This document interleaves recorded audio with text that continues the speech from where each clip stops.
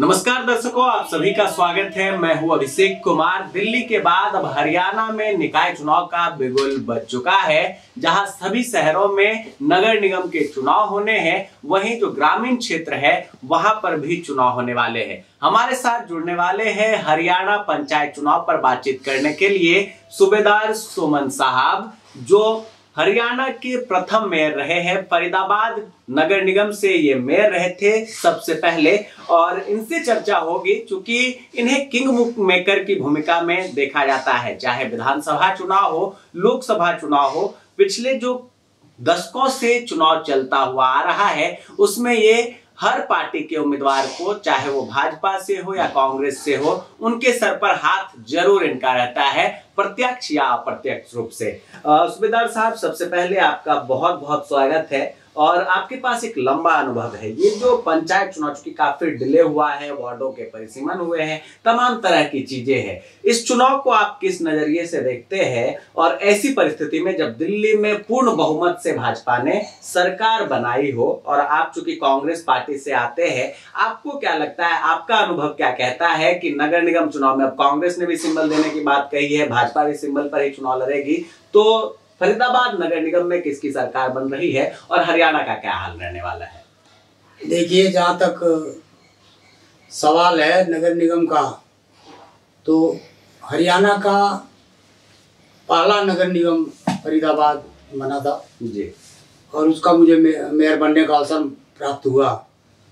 और उस समय बहुत कठिनाइयाँ थी पूरे क्षेत्र में, विकास के मामले में बहुत फरीदाबाद पीछे था। तो ऐसे समय में हम यहाँ के मेयर बने तो मुझे पूरे फरीदाबाद का हरियाणा में जाने का मौका मिला, पूरे देश में भी जाने का मौका मिला, समय समय पर गया हूँ। तो फरीदाबाद का जहाँ तक सवाल है, देखिए कि इंडस्ट्रियल एरिया है और यहाँ पर भारत में सबसे ज़्यादा उद्योग कारखाने हैं और बड़े से बड़े कारखाने हैं। कई लाख लोग यहाँ फैक्ट्रियों में काम करते हैं। तो मैं समझता हूँ कि औद्योगिक नगरी है फरीदाबाद, और इसमें रहने वाले लोग ज़्यादातर प्रतिशत में बाहर के लोग हैं और उन्होंने अपना अस्थाई निवास अब यहाँ बना लिया है। उसी में मैं भी हूँ। बाहर से आकर यहाँ पर नौकरी के लिए आया, लेकिन हम लोगों में मिलजुल के काम किए, लोगों ने आगे बढ़ाया और चुनाव जीते तो हरियाणा का पहला महापौर बनने का अवसर प्राप्त हुआ जी। तो मैं समझता हूँ कि आगे भी यह जो हमारा फरीदाबाद है ये उन्नति करेगा। अगर हमारे देश के, हमारे प्रदेश के पॉलिटिशियन इस पर ध्यान देंगे तो ये पहले जैसी स्थिति इसकी बन सकती है। अब कुछ सालों में पीछे गया है फरीदाबाद, लेकिन भविष्य में अगर इस पर ध्यान दिया जाएगा तो ये बहुत ऊंचाइयों पर जाएगा और यहाँ पर लाखों लाखों लोगों को रोजगार मिलेगा। तो मैं समझता हूँ कि इस कार्य के लिए सभी को मिलजुल करके फरीदाबाद को, हरियाणा को आगे बढ़ाना चाहिए और देश को आगे बढ़ाना चाहिए। बिल्कुल। मैंने सवाल आपसे एक और किया था कि आपको क्या लगता है, क्योंकि सिंबल पर चुनाव है इस बार और टक्कर जो है मुख्य रूप से कांग्रेस और भाजपा और आम आदमी पार्टी का भी मिला जुला समीकरण यहाँ पर लग रहा है, लेकिन भाजपा काफी मजबूत स्थिति में मानी जा रही है। आप क्या मानते हैं? भाजपा के उम्मीदवारों की भी अगर होड़ देखें तो एक एक सीट से 10-10, 12-12, 15-15 भावी उम्मीदवार हैं। आप भी घूमते होंगे क्षेत्र में, पोस्टर्स बैनर आपने भी देखे होंगे। एक तरफ होड़ मची हुई है, दूसरी तरफ कांग्रेस और आम आदमी पार्टी को उम्मीदवार ढूंढने पड़ रहे हैं। ऐसी परिस्थिति में जो आकलन आपका निकल रहा है, जो आपका एक्सपीरियंस कहता है, किस तरह से कांग्रेस को रणनीति बनाने की आवश्यकता है और निगम में किस तरह से निगम वाली सरकार बनाने के लिए कांग्रेस को मेहनत करने की जरूरत है? देखिए, बीजेपी का जहाँ तक सवाल है, हमारे जिले के अंदर बीजेपी या प्रदेश में बीजेपी ने इकाई लेवल पर अपना संगठन बना रखा है और बहुत ही मजबूत संगठन है उसका। और उसके जो कार्यकर्ता है हर गली, हर मोहल्ले, हर जगह मिल जाएंगे। लेकिन और पार्टियों के कार्यकर्ता बहुत कम ही मिलते हैं। और मैं समझता हूँ कि कांग्रेस इसमें बहुत ही पीछे है। कांग्रेस ने कभी भी अपने संगठन पर जोर नहीं दिया, और जब तक आप संगठन इकाई लेवल पर मजबूत नहीं करोगे और संगठन इकाई लेवल से लेकर ऊंचाई तक नहीं बनेगा, तब तक यही परिस्थिति रहेगी। इस समय जो भाजपा आगे बढ़ रही है उसका सबसे बड़ा कारण है कि वह इकाई लेवल से ऊपर तक बहुत ही मजबूत संगठन का निर्माण कर रखा है। इसलिए कांग्रेस हो या चाहे दूसरी कोई भी पार्टी, यहाँ तो मेन दो ही पार्टी है, कांग्रेस बीजेपी में ही टक्कर रहती है हमेशा जी। तो कांग्रेस को चाहिए कि ये संगठन इकाई लेवल पर चुनाव करके और इकाई लेवल पर संगठन खड़ा करे, तब जा करके कहीं उनका टक्कर दे सकती है, वरना कांग्रेस बीजेपी बहुत आगे काम कर रही है। बिल्कुल। और बीजेपी की अगर आप बात करें तो जैसे मेयर साहब ने बताया कि चाहे वो मंडल अध्यक्ष की बात हो या फिर जो कॉलोनी है, और कॉलोनी को छोड़िए 10 घर में एक बीजेपी का आपको कार्यकर्ता मिल जाएगा। 10 घर में हो सकता है कहीं कहीं पर 2, कहीं कहीं पर 4 भी कार्यकर्ता है। लेकिन दूसरी पार्टियों को, चाहे वो कांग्रेस हो या हरियाणा की जो लोकल पार्टियां हैं या एक नई पार्टी आम आदमी पार्टी जो बनी थी दिल्ली में अभी चुनाव हारने के बाद, उसकी भी स्थिति जो है वो हरियाणा में बहुत अच्छी नहीं दिखती है।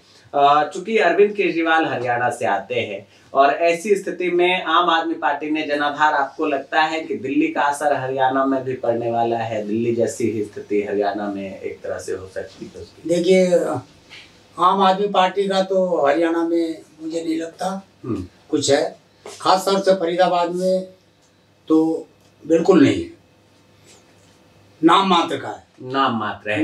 मेयर साहब, एक काफी अहम सवाल, आपने मेयर चुनाव के बाद, मेयर जब आप बने उसके बाद एक बार विधानसभा चुनाव भी आपने लड़ा था एनआईटी से, और उसके बाद फिर शांत हो गए, एक तरह से सूबेदार सुमन जी खामोश हो गए। तो क्या इस बार ये खामोशी टूट सकती है?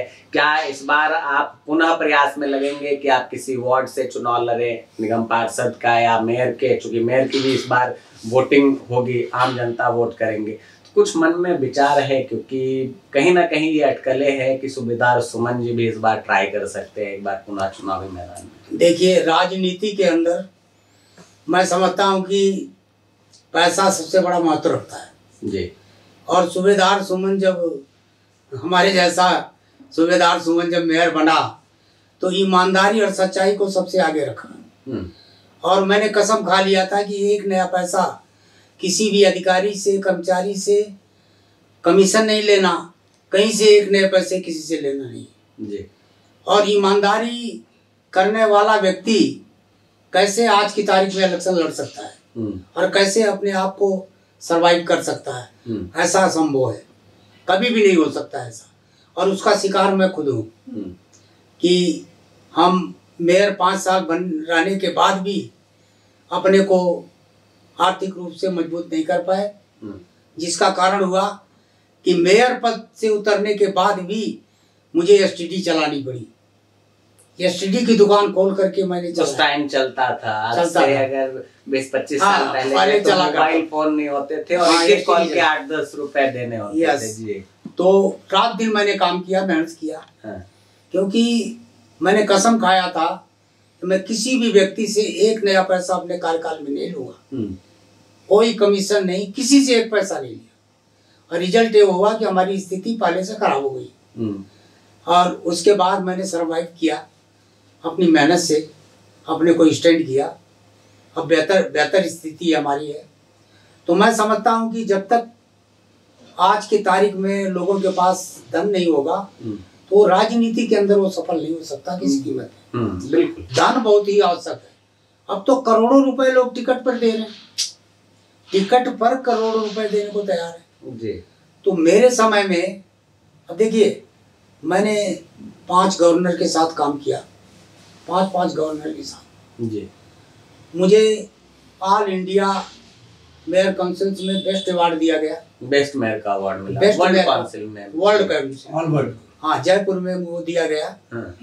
तो ये एक बहुत बड़ी फरीदाबाद के लिए समझिए कि सम्मान की बात है कि फरीदाबाद का ये अवार्ड लाने वाला कोई नहीं है, आज तक पैदा हुआ। मेरे सिवा। बिल्कुल, फरीदाबाद क्या देश के लिए भी गर्व की बात है। हाँ। क्योंकि जो all world mayor conference Jaipur में आयोजित था, उसमें वर्ल्ड के बेस्ट मेयर का अवार्ड सूबेदार सुमन साहब को मिला था। और इनकी कहानियां जो है, चूंकि काफी समय से मैं जुड़ा हूं इनसे, और एक वक्त की बात है, गांव से जब ये निकले थे, वो सन मेयर साहब से मैं बताऊंगा, इन्होंने कहानी बताई थी कि ट्रेन से ये दिल्ली आए और सबसे पहले दिल्ली में जो पुल प्रहलादपुर के पास शिव दुर्गा विहार है, वहां पर इनका किराए के मकान पर इन्होंने रहना शुरू किया था। तो जो आने वक्त का किस्सा है कि ट्रेन में ये बैठे और उसके बाद जो बाथवेसन होता है ट्रेन का, उसको जब इन्होंने देखा कि किसी ने टूटी से पानी निकाला, तो इन्होंने सोचा कि चलती ट्रेन में पानी आया कहाँ से।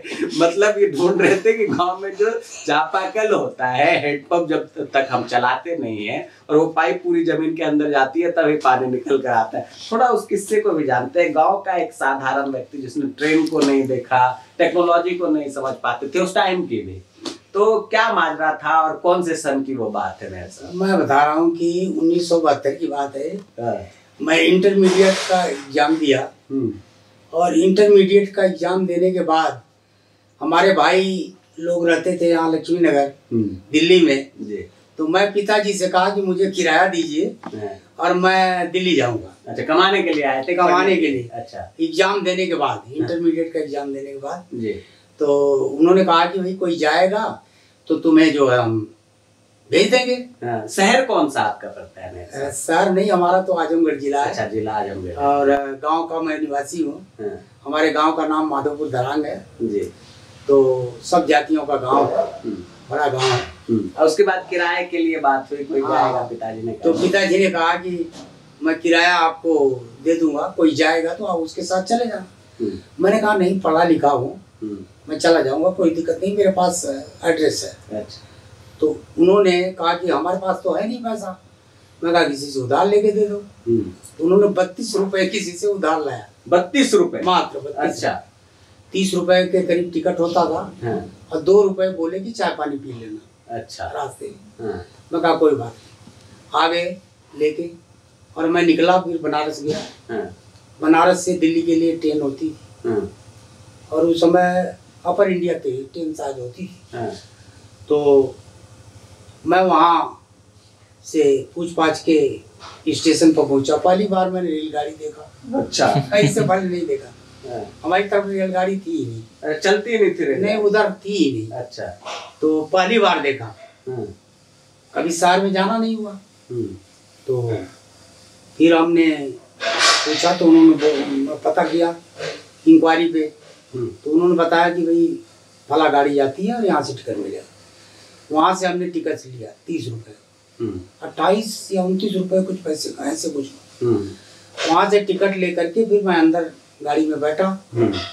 गाड़ी में बैठा तो अब कहने में भी शर्म आती है कि एक इंटर किया हुआ व्यक्ति, उसको इतना तक कभी कुछ देखा होता है, देखा ही नहीं था। बिल्कुल ठीक बात। तो बगल में एक लड़का बैठा था, तो यूरिन करना था मुझे। तो मैंने उससे कहा कि भाई हमें पेशाब लगी है, कहाँ जाए?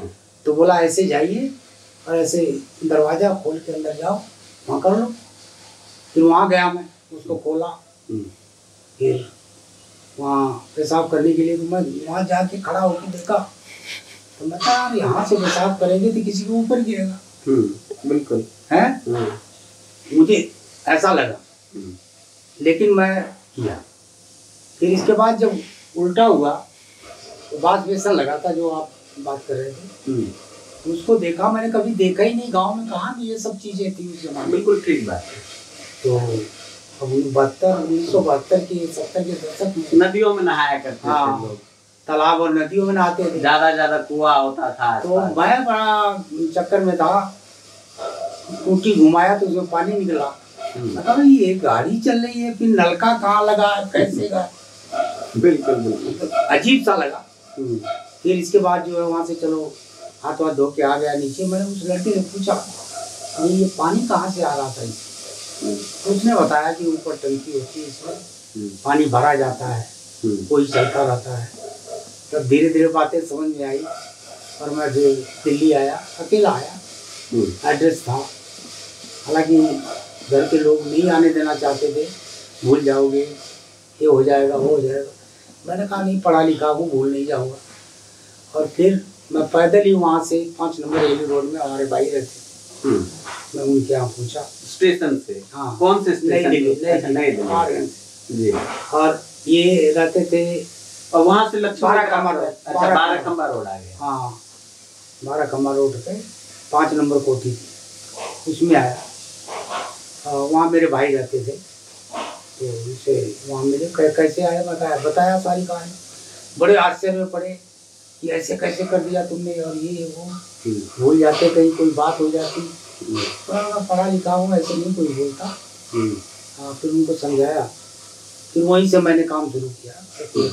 बिल्कुल। तो गांव में एक साधारण परिवार से आने के बाद, एक साधारण जो गांव के आप कह सकते हैं कि गरीब किसान के बेटे मेयर साहब फरीदाबाद के प्रथम मेयर बने। फरीदाबाद छोड़िए, हरियाणा के प्रथम मेयर बने, क्योंकि सबसे पहला नगर निगम अगर कोई गठित हुआ था तो फरीदाबाद हरियाणा में पहला नगर निगम घोषित हुआ था। 3 सरकारें बदली। हाँ, और मेयर साहब के कार्यकाल में अभी तक अगर आप देखते हैं तो 3 सरकारें भी जो बदलती इन्होंने देखी है।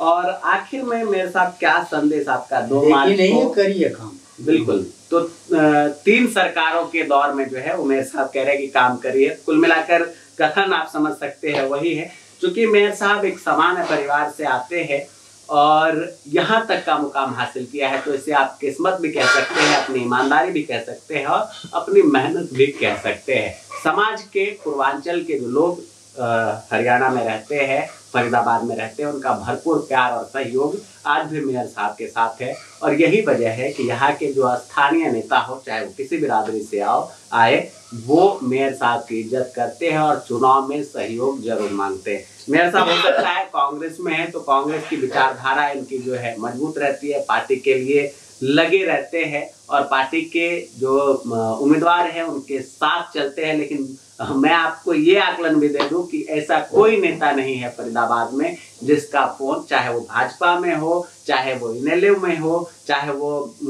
अदर किसी भी पार्टी में हो, उसका फोन समर्थन के लिए मेयर साहब के पास ना आता हो। निगम चुनाव हो, विधानसभा चुनाव हो या लोकसभा चुनाव हो। मेयर साहब आखिर में क्या संदेश रहेगा? 2 मार्च को मतदान है और मतदान बड़ी तादाद में हो, इसके लिए क्या अपील करेंगे? देखिए, मतदान तो हर व्यक्ति को करना चाहिए और जब तक जनता का हर व्यक्ति सोच समझकर मतदान नहीं करेगा, जब तक वो अगर ये चाहता है कि जनता की कोई भलाई हो जाए, ये असंभव है। तो मैं ये मानता हूँ कि अच्छे लोगों को चुनो, अच्छे लोगों को मतदान करो, जो समाज के अंदर आकर काम करें, अपना घर ना बनाएं बल्कि आप सभी का घर बनाएं। बिल्कुल। देखिए, ये बड़ा संदेश मेयर साहब ने दिया है कि एक अच्छे, योग्य और ईमानदार उम्मीदवार का अगर आप चयन करते हैं तो वो अपना घर ना भरकर जनता की सेवा में तत्पर रहेगा। बहरहाल आज से फरीदाबाद में नॉमिनेशन की प्रक्रिया शुरू हो चुकी है और पार्टियों ने टिकट भी कुछ समय में जारी करने हैं। अभी तक अगर आप देखते हैं तो ना भाजपा ने अपने उम्मीदवारों का चयन किया है और ना ही कांग्रेस ने भी अपने उम्मीदवारों के नामों की घोषणा की है। ऐसी स्थिति में चूंकि समय है नॉमिनेशन में, उम्मीद है कि आज या कल किसी भी वक्त भारतीय जनता पार्टी और कांग्रेस अपने अपने उम्मीदवारों का चयन कर सकती है। आखिर में मेयर साहब कुछ कहना चाह रहे हैं? हाँ बिल्कुल, आपको मैं दिखाऊंगा मेयर साहब की जो हमने बातें की है। 5 गवर्नर के साथ इन्होंने काम किया है और ये जो तस्वीर आप देख रहे हैं ये है all world mayor conference in Jaipur. इसमें इनको बेस्ट मेयर का अवार्ड मिला है, दुनिया के सर्वश्रेष्ठ मेयर का अवार्ड इन्हें प्राप्त हुआ है। इसके साथ अगर आप देखेंगे दूसरी तीसरी तमाम जो तस्वीरें हैं, टोटल 5 गवर्नर के साथ मेयर साहब ने बताया कि इन्हें काम करने का एक्सपीरियंस है अलग अलग स्टेट के, और उन सब के साथ में तस्वीरें आप देख सकते हैं। और इनके अवार्डों की श्रृंखला भी जो है वो आप देख सकते हैं। बिल्कुल, ये देखिए आप अवार्डों की श्रृंखला, ऑल वर्ल्ड मेयर का भी अवार्ड आपको यहाँ पर दिख रहा है, ये आप देख रहे हैं इंटरनेशनल। बिल्कुल बिल्कुल, तो तमाम जो है ये अवार्ड एक तरह से आपको लगेगा एक मिनी म्यूजियम इन्होंने अवार्ड का बना रखा है यहाँ पर। और ये सभी सम्मान की बात है उस लड़के के लिए जो 1972 में आजमगढ़ के एक छोटे से गांव से निकले और जिसे ये पता नहीं था कि ट्रेन के बाथवेसन में पानी कहाँ से आता है, वो इस मुकाम तक पहुंचे। तो ये बड़ी बात अपने आप में हो जाती है। मेयर साहब, आपकी जीवनी के साथ साथ हमने हरियाणा चुनाव पर भी आपसे बातचीत की और आपने कीमती समय दिया, आपका बहुत बहुत धन्यवाद। थैंक यू, धन्यवाद। आपका चैनल फरीदाबाद ही नहीं है, पूरे हरियाणा में बहुत अच्छी नज़रों से देखा जा रहा है और आप जो कार्य कर रहे हैं उसके लिए आपको शुभकामनाएं और इसी तरह से आगे काम करें, क्योंकि आपके चैनल से मैं सदा जुड़ा रहा हूँ और आपने जो काम किया है निश्चित रूप से वो सराहनीय है और आगे भी अच्छा काम करेंगे, यही मेरी आपसे आशा है और विश्वास है। चलिए, आप तमाम दर्शकों का बहुत बहुत धन्यवाद। मोबाइल न्यूज़ 24 पर बने रहिए। ऐसे ही शख्स की दास्तान को जानने के लिए, उनकी जीवनी को जानने के लिए, उनकी कहानी को जानने के लिए और देश दुनिया की हर इंपॉर्टेंट खबर को जानते रहने के लिए कैमरा पर्सन मैंग के साथ मैं अभिषेक कुमार।